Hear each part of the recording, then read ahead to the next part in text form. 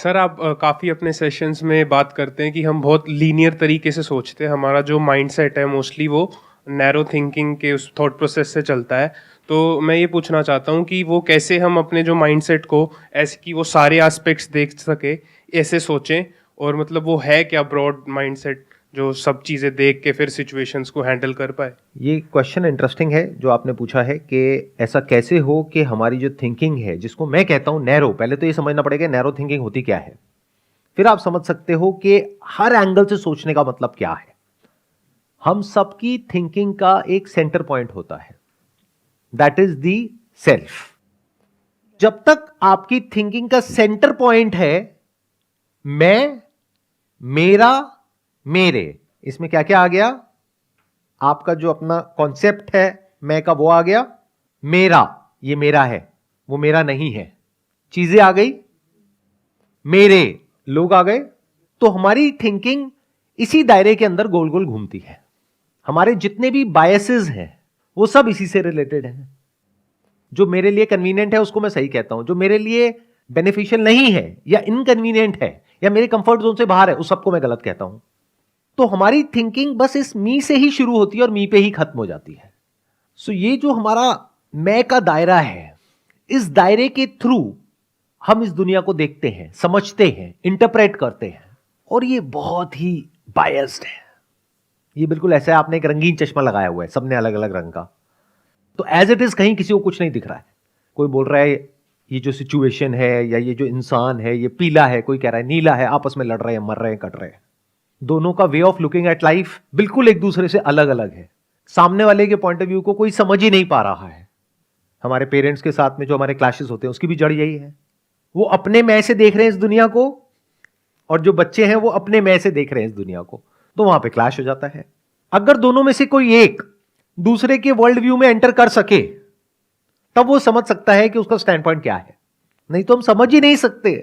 फटाफट से लोगों को देखते हैं, दोनों में से एक कैटेगरी में फिट करते हैं कि इस इंसान से मेरा फायदा है, नुकसान है। फायदा है तो उस इंसान को हम यूज करते हैं अपने फायदे के लिए, नुकसान है तो उससे पीछे छुड़ाते हैं फटाफट से। और अपने इस फायदे और नुकसान को भी हम कभी क्वेश्चन नहीं करते हैं। तो बड़ा हम कभी सोच नहीं पाते हैं, बड़ा हम कभी देख नहीं पाते हैं, दूर तक नहीं देख पाते हैं। दुनिया में जो एक्चुअल में हो रहा होता है उसको हम नहीं देख पाते हैं। जैसे एआई में इस वक्त कुछ इतना बड़ा हो रहा है जिसकी कोई हद नहीं है, लेकिन इंडिया में 99.99% लोगों को उसके बारे में कुछ भी नहीं पता है। They have got no clue of what is coming. मेरे जो सेशंस अपलोड हुए हैं एआई से रिलेटेड, वहां पे जाकर के कमेंट्स देखो, लोगों को मजाक लग रहा है। तो हो रहा है कुछ बहुत बड़े लेवल पर। जो सिलिकॉन वैली में स्टार्टअप्स हैं एआई बेस्ड, उनको फंडिंग मिल रही है, एक के बाद एक कंपनीज आ रही हैं, एक के बाद एक प्रोडक्ट्स आ रहे हैं। जैसे पहले एक प्रोडक्ट डेवलप होता था और लॉन्च होता था, कुछ साल बाद फिर उसमें से कुछ चलते थे, कुछ नहीं चलते थे। आज कुछ दिनों में लोग लॉन्च कर पा रहे हैं, क्योंकि जो बेसिक इंफ्रा चाहिए होता है मशीन लर्निंग के लिए वो सब रेडी है। उसके ऊपर आप कुछ भी बिल्ड कर दो। एक ने चैट जीपीटी निकाला, एक ने उसी का ऑटो जीपीटी निकाल दिया। तो ये सब क्या है हमें पता ही नहीं है। क्यों? क्योंकि हम अपनी प्रॉब्लम्स में बिजी हैं। तो हम समझ ही नहीं पा रहे कि 2 साल बाद, 5 साल बाद, 10 साल बाद क्या होने वाला है। प्लस आप लोग अगर ध्यान से अपने बिहेवियर को ऑब्जर्व करोगे तो वहां पर आपको बहुत सारे कॉन्ट्रडिक्शंस नजर आएंगे। वो तब देख सकते हो जब इस मैं से आप फ्री हो जाओ। मैं से फ्री होने का तरीका है इस मैं को क्वेश्चन करना पड़ेगा, और कोई तरीका नहीं है। तब आप उसके झूठ को देख सकते हो। बिल्कुल जैसे कि एक भूत होता है, आप में और एक भूत में ज्यादा फर्क नहीं है। मैं आपके लुक्स के ऊपर टॉन्ट नहीं मार रहा हूं। मैं कह रहा हूं कि मतलब अंदर से आप जिसको मैं बोलते हो, उस मैं में एट अ साइकोलॉजिकल लेवल और एक भूत में कोई फर्क नहीं है। दोनों को क्वेश्चन करो, गायब। और हो सकता है आप क्वेश्चन करो और सिंसियरली करो और फिर उस मैं के झूठ को देख लेते हो। अब आप बैठ करके तसल्ली से इस दुनिया को जैसी है वैसे देख सकते हो, खुद को जैसे हो वैसे देख सकते हो। फालतू की बातें नहीं करोगे फिर। ये जो पूरी दुनिया में होती है, जो भी बातें आप सुबह से रात तक सुनते हो या करते हो, उन सबको क्वेश्चन किया जा सकता है। आपके पैरों के नीचे से जमीन निकल जाएगी। क्या बोल रहे हो सर, हमने तो बुक्स में कुछ और ही पढ़ा है। जो बुक्स में होता है और जो रियलिटी में होता है उसमें जमीन आसमान का फर्क होता है। बट उसको देखने के लिए you have to be free from this concept of self. तब कह सकते हैं कि आपकी विजन बड़ी है, तब आप देख पा रहे हो जो सच है उसको एज इट इज, बिना किसी फिल्टर के, बिना किसी लेयर के। उसमें से 99% बातें आप कह नहीं सकते लोगों को, लोग बर्दाश्त नहीं कर पाएंगे।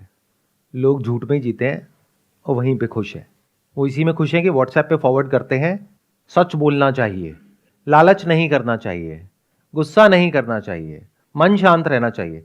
ध्यान से कभी ऑब्जर्व कर लेना, जो सबसे ज्यादा इस तरह के व्हाट्सएप मैसेजेस फॉरवर्ड करते हैं ना लोग, सबसे घटिया वही होते हैं। किसी को बोलना पड़ रहा है कि मैं बहुत ईमानदार हूं, मैं बहुत अच्छा हूं, किसको बोलना पड़ रहा है? जो घटिया है उसी को तो बोलना पड़ रहा है, जो बेईमान है उसी को तो बोलना पड़ रहा है। जो एक्चुअल में ईमानदार होगा वो कभी कहेगा। For example, you are a male, तो आप जाकर के कहोगे कि मैं आदमी हूं, मैं आदमी हूं, मैं आदमी हूं। पागल है क्या? समझ गए? सबसे इनसिक्योर वही लोग होते हैं सर मेरे हिसाब से। अब देखो क्या हुआ, आपने कहा कि सबसे इनसिक्योर वही लोग होते हैं, बट वो लोग आपसे और हमसे अलग नहीं है ना। जी आप ही तो वो लोग हो। मतलब यही तो गड़बड़ हो जाती है।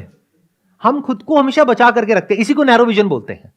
हम क्या करते हैं, सोशल मीडिया पे गए, अपनी पूरी भड़ास निकाल दी किसी भी इंसान के ऊपर, तो इतनी घटिया हरकत कैसे कर सकता है, और खुद हम अंदर से ऐसे ही है।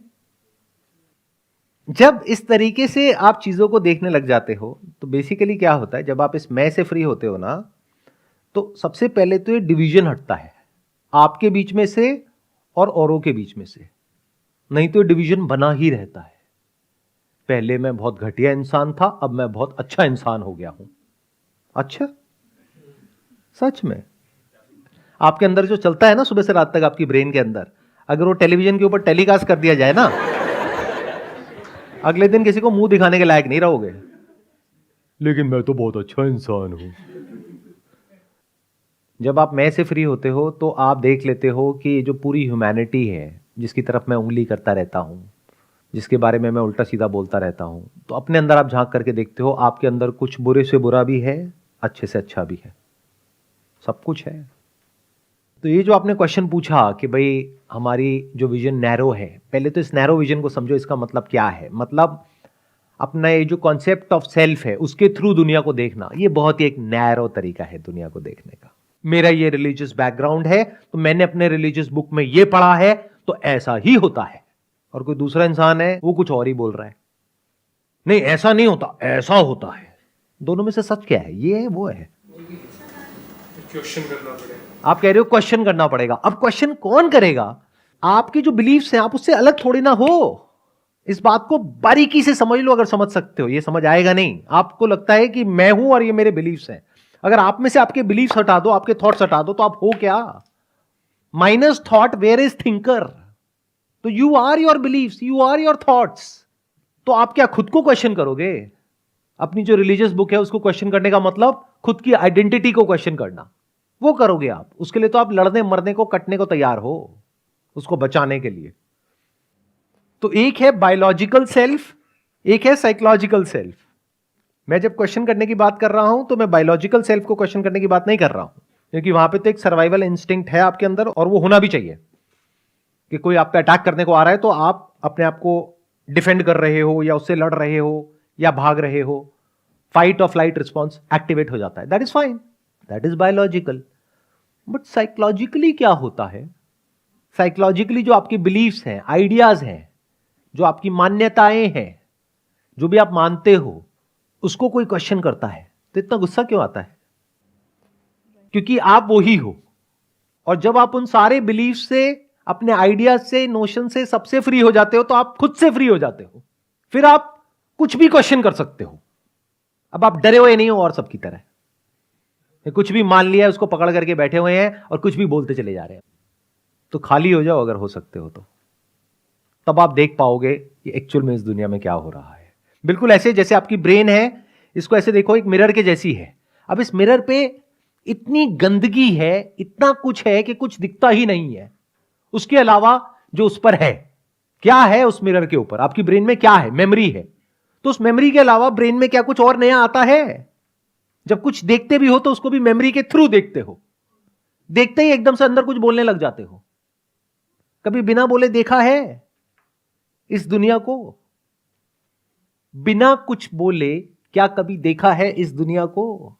कैसे देखते हैं ये पता है। तो कहां देखा हमने? मैं कुछ भी बोलता हूं, सामने से कमेंट आता है कुछ ना कुछ, और वो कहां से आ रहा है, कहीं से कुछ पढ़ लिया है, बस उसको बीच में ला करके रिलेट कर दिया, मतलब उसके थ्रू देखा, एज इट इज तो देखा ही नहीं। फॉर एग्जाम्पल मैं रीबर्थ से रिलेटेड कुछ बोल रहा हूं, तो फटाफट से क्या किया, अपने माइंड में जाकर के ढूंढा कि क्या मेमोरी पड़ी हुई है, कहां क्या पढ़ा है, क्या सुना है अपने घर वालों से, और क्या आपके बिलीव्स हैं, उसके थ्रू समझने लग गए। तो क्या खाक समझ आएगा आपको मैं क्या बोल रहा हूं? मैं छोड़ो, कोई भी क्या बोल रहा है कुछ समझ आने वाला है ना? अगर वो आपके बिलीफ से मैच होता है तो कहोगे वाह वाह क्या बात कह दी, और नहीं होता है तो क्या बकवास कर रहे हो। So this is called the illusion of knowledge.